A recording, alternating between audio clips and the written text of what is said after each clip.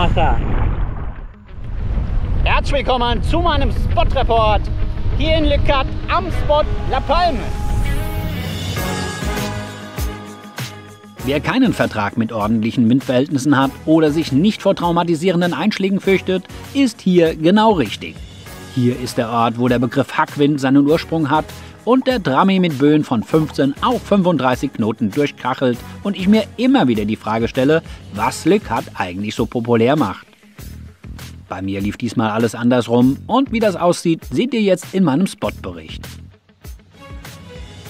Schauen wir uns aber kurz an, was ich auf diesem Roadtrip in Südfrankreich sonst noch so alles an Spots im Kiteback mitgebracht habe.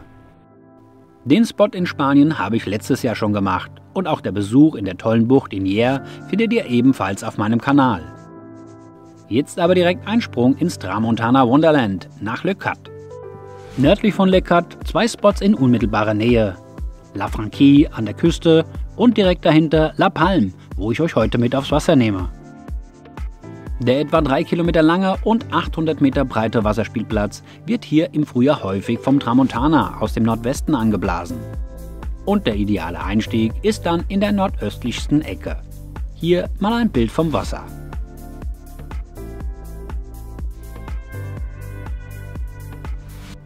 Diese Lagune ist so flach, dass hier nur Kite- und Windsurfen möglich ist und alle Windrichtungen fahrbar sind. Bei der geringen Wassertiefe ist es auch eigentlich egal, wo man einsteigt, denn ablandig gibt's hier nicht. Wenn der Marin aus Südosten weht, steigt man da ein, wo ich es gemacht habe, nämlich ganz in der Nähe des Örtchens La Palme. Dort findet man auch einen Campingplatz und im Ort selbst ein paar Möglichkeiten für ein Bier und ein Baguette nach der Surfsession. Deswegen nehmt euch besser ein Pausenbrot mit zum Einstieg.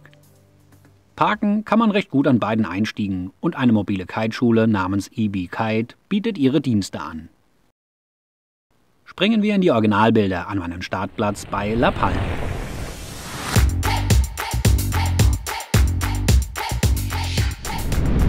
So wie ich sehe, sind die meisten hier drüben auf der anderen Seite eingestiegen.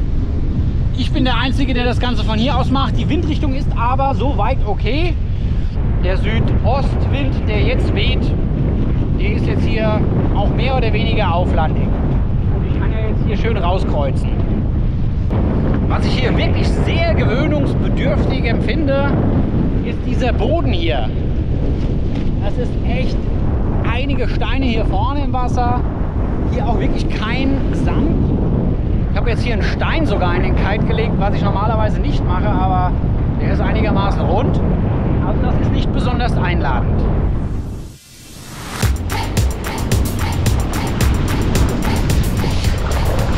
So, ich habe jetzt heute mal bei dem schönen Südostwind meinen 7er Kite am Start. Schauen wir mal, was das jetzt wird.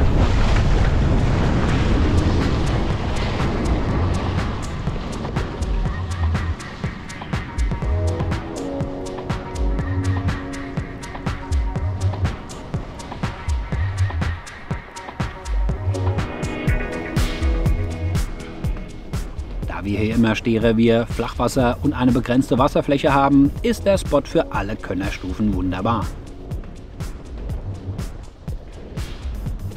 Ihr seht ja, selbst bei 28 Knoten ist das Wasser noch entspannt zu fahren. Wenn der Tramontana hier im Frühjahr anfängt zu blasen, bleibt er in der Regel 3 bis 5 Tage und das mit richtig viel Wind in der Tüte. Da er meist von Großwetterlagen abhängig ist, kann man im Sommer eher mit einem etwas sanfteren Marin oder einer Thermik rechnen.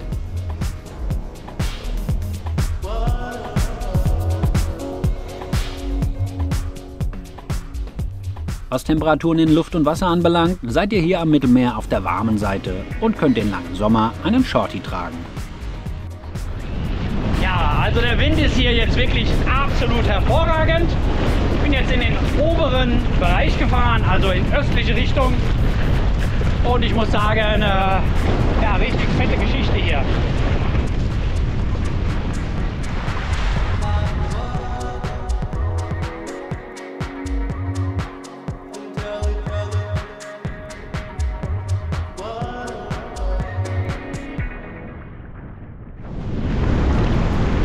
Also wirklich butterflaches Wasser hier.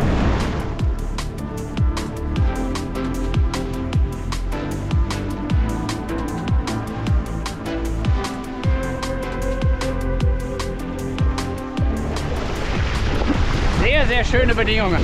Vor allem der Wind ist relativ linear im Vergleich jetzt zu einem Tramontana, der hier durchhackt, wie bekloppt. Aber ich habe so ein bisschen Schnitte mit dem 7er Kite hier zu hoch zu springen.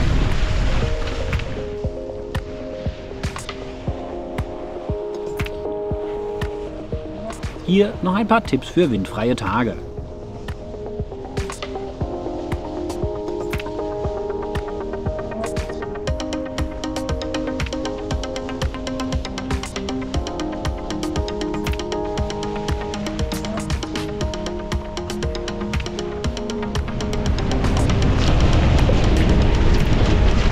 Ich glaube, im Moment wird hier mit so einem 5er Kite geschult. Uhuhu.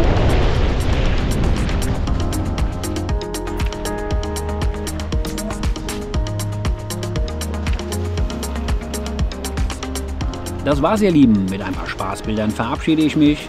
Wenn euch mein Spot-Report gefallen hat, lasst mir gerne ein Like da und bestenfalls macht ein Abo.